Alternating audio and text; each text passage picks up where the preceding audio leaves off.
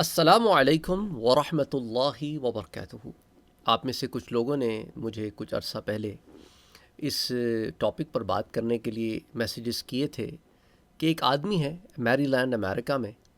جس کی جان بچانے کے لیے اسے سور کا دل لگایا گیا ہے، پگ کا دل لگایا گیا ہے، اس کا ہارٹ ٹرانسپلانٹ کیا گیا ہے ایک جینیٹکلی میوٹیٹڈ پگ سے، یعنی عام پگ نہیں، پگ لے کر اس کو انہوں نے خاص طور پہ گروم کیا، اس میں کچھ جینیٹک چینجز کیے ہیں تاکہ اس کا ہارٹ ہیومن ہارٹ سے قریب ترین ہو جائے، اور پھر اس کو انسانی جسم میں لگایا گیا۔ ایک ایسے شخص کے دل کو اس دل سے ریپلیس کیا گیا جو موت کے دہانے پر کھڑا تھا، اور اس سرجری میں ایک مسلمان ڈاکٹر بھی موجود تھا۔ اس کو لے کر یہ جنوری 7 کا واقعہ ہے۔ آج ریسنٹلی بھی میں نے فیبروری 8 تک کے کچھ آرٹیکلز پڑھے اس کی ہیلتھ کے بارے میں، جس شخص کے ساتھ یہ معاملہ ہوا۔ He is doing okay right now, he is on his road to recovery. لیکن یہ ہے کہ اس ضمن میں جو سوالات پیدا ہوئے اس کے اوپر میں نے اس لیے بھی پہلے جواب نہیں دیا کہ یہ جو مسئلے ہوتے ہیں نا، فقہی مسئلے ہوتے ہیں، اس کے اوپر مفتیان کرام کی رائے جب تک سامنے نہ آئے، عام آدمی میرے جیسا جو طالب علم جو ہوتے ہیں نا، مدارس میں پڑھتے ہیں طالب علم، ان کی بھی قریب بھی نہ پہنچتا، اور علماء کے تو پاؤں کی دھول بھی نہ ہو۔ ہمیں تو اس ضمن میں اس وقت تک موقف نہیں دینا ہے، بلکہ موقف کیا دیں، ہم وہ جو مفتیان کرام سے سنتے ہیں اس رائے کو آپ تک اس وقت تک نہیں پہنچائیں گے جب تک مفتیان کرام اس پر بات نہ کر لیں۔ اسی لیے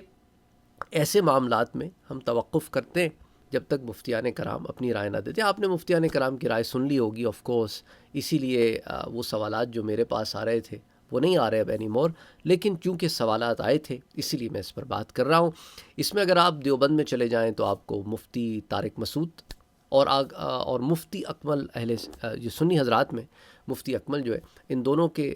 بیانات میں نے سنے،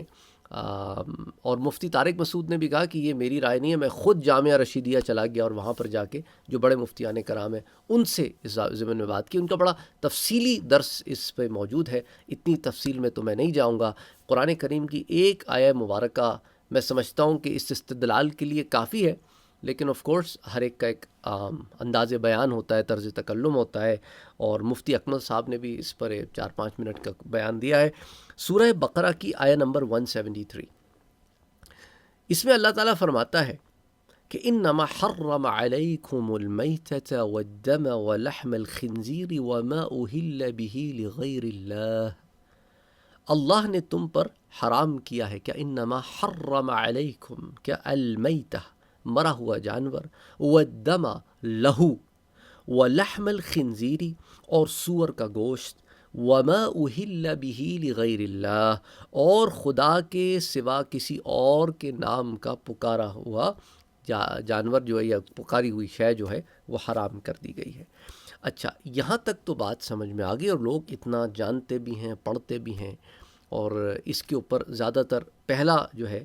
اسی طرف نظر جاتی ہے کہ یہ تو ایک حرام جانور ہے، اور حرام جانور کا حرام گوشت کا ٹکڑا ہے، وہ انسانی جسم میں لگا دیا گیا تو حرام کام ہو گیا۔ لیکن اسی آیہ مبارکہ کا جو دوسرا ٹکڑا ہے اس میں اللہ فرماتا ہے فَمَنِ اضْطُرَّ غَيْرَ بَاغٍ وَلَا عَادٍ فَلَا إِثْمَ عَلَيْهِ، ہاں جو ناچار ہو جائے بشرطے کہ خدا کی نافرمانی نہ کرے اور حد سے باہر نہ نکل جائے، فلا اثم علیہ، تو اس پر کوئی گناہ نہیں ہے، کہ ان اللہ غفور الرحیم، کہ بے شک خدا بخشنے والا اور رحم کرنے والا ہے۔ تو اس سے مفتیان کرام نے اس مسئلے کا یہ استنباط کیا ہے کہ چونکہ یہاں پر آدمی ناچار ہو گیا، اس کے علاوہ کوئی متبادل نہیں تھا، کوئی آلٹرنیٹ سلوشن نہیں تھا، کوئی آلٹرنیٹ ہارٹ ٹرانسپلانٹیشن کا کوئی اور ذریعہ نہیں تھا، تو چونکہ فَمَنِ اضْطُرَّ، چونکہ اب ناچار ہو گیا، بشرطے کہ باغن نہ ہو، نافرمانی کرنے والا نہ ہو اور حد سے گزر جانے والا نہ ہو، یعنی یہ جو ناچار ہو گیا، یہ ناچار ہونا اس معنی میں نہیں تھا کہ اب میں بغاوت کروں، ایک موقع مل گیا ہے چلو سور کا گوشت استعمال کر لیتے ہیں، لوگ خوش ہو جائیں گے کہ چلو یہ بھی سور کھا لیتا ہے تو اس معاملے میں نہیں تھا کہ چونکہ یہ مجبور ہو گیا اور خدا کی نافرمانی کا ارادہ نہیں تھا تو اس لیے اس ضمن میں کچھ گناہ نہیں۔ اسی زمرے میں جس طرح کہ کوئی شخص اگر مر رہا ہو، بھوک سے مر رہا ہو، تو ایسے اس میں حرام اتنا کھا لینا کہ جان بچ جائے، شکم سیر ہونے کے لیے، پیٹ بھر کے نہیں، بس اتنا کہ جان بچ جائے، اس کی اجازت ہے نا۔ اور اللہ نے اس پر گناہ نہیں رکھا۔ ہاں تم اب کھانا شروع ہو اور اس کے بعد پیٹ بھر لو اپنا سارا، تو پھر وہ غلط ہوگی بات۔ تو اس لیے اس ضمن میں یہ بات یاد رکھیں کہ یہاں پہ معاملہ ذرا جداگانہ تھا، اس لیے علماء کرام نے اس میں یہی موقف اختیار کیا کہ چونکہ وہ ناچار ہو گیا، اس لیے اس ضمن میں اس کی اجازت ہے کہ علاج کے لیے، کہ اس کے علاوہ اس کے پاس آلٹرنیٹ کوئی نہیں تھا۔ تو اب اس کے اندر میرے پاس ایک میسج آیا، بڑا جذباتی سا میسج تھا۔ اس طرح تو کوئی کہے کہ میں زنا کرنے کے لیے ناچار ہو گیا ہوں تو زنا بھی کرتا، نہیں، زنا کرنے کے لیے ناچار نہیں ہوتا آدمی۔ زنا کرنے کے لیے انسان ہوس کی بلندیوں پر پہنچ جاتا ہے، لیکن مجبوری نہیں ہوتی زنا کرنا۔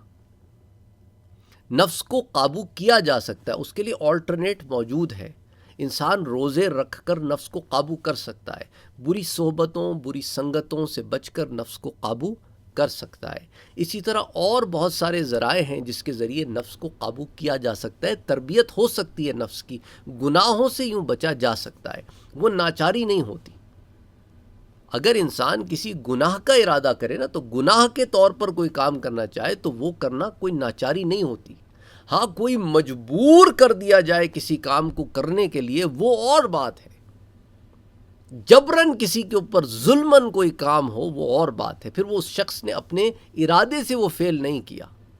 اسے مجبور کیا گیا ایک کام کرنے کے لیے۔ تو بہرحال یہ دو الگ الگ چیزیں ہیں، ان کو ہم ایک زاویے میں نہیں رکھ سکتے۔ اس لیے ضرورت اس بات کی ہے کہ جب فقہی مسائل ہوں تو فقہا سے رجوع کیا جاتا ہے، جو اس مسئلے میں اپنی رائے اپنی طرف سے نہیں دیتے، ان کے سامنے علم کے ذخائر ہوتے ہیں، وہ علم کے ذخیروں سے ان مسئلوں کو کے حل تلاش کرتے ہیں۔ اور وہ علم کا ذخیرہ کیا ہوتا ہے؟ قرآن اور سنت اور اجماع، کہ اس ضمن میں قرآن میں کوئی بات آئی ہے، حدیث مبارکہ میں کوئی بات آئی ہے، صحابہ نے اس کے اوپر کہیں اجماع ملتا ہے، صحابہ کے اقوال ملتے ہیں، اثر جسے کہتے ہیں، تابعین کے ہاں یہ مسئلہ آیا کہ نہیں، تبع تابعین کے ہاں۔ اب چونکہ یہ مسئلہ جو ہے یہ جدید دور سے تعلق رکھتا ہے، تو قدیم دور میں اس مسئلے کا منعاً حل تو نہیں مل سکتا۔ تو اسی لیے اس کو علماء کرام نے قرآن کریم کی اس آیہ مبارکہ کو سامنے رکھتے ہوئے اور دیگر آیات کو سامنے رکھتے ہوئے جو اسی سے متعلق ہے، فقہا نے اس کا حل رکھا ہے۔ تو اگین فقہی مسائل کے لیے یا تو ہم فقہا سے رجوع کرتے ہیں، یا پھر ہمیں پتہ چل جائے کہ بھی فقہا نے اس پر ایک موقف دیا ہے، تو وہ موقف آپ کے سامنے یہاں پیش کرنے کی جسارت کر رہا ہوں۔ اللہ تعالیٰ ہمارے گناہوں کو معاف کرے، مجھ سے کوئی بھول چوک ہو گئی ہو تو اللہ تعالیٰ مجھے بخش دے، مجھے معاف فرما دے اور ہم سب کو معاف فرما دے۔ تو اس ضمن میں اسی لیے جو ہے احتیاط لازم ہوتی ہے، اور ہر ایک کو اپنی رائے نہیں دینی چاہیے، کیونکہ رائے وہی دے جو رائے دینے کا حق رکھتا ہو۔ السلام علیکم ورحمۃ اللہ وبرکاتہ۔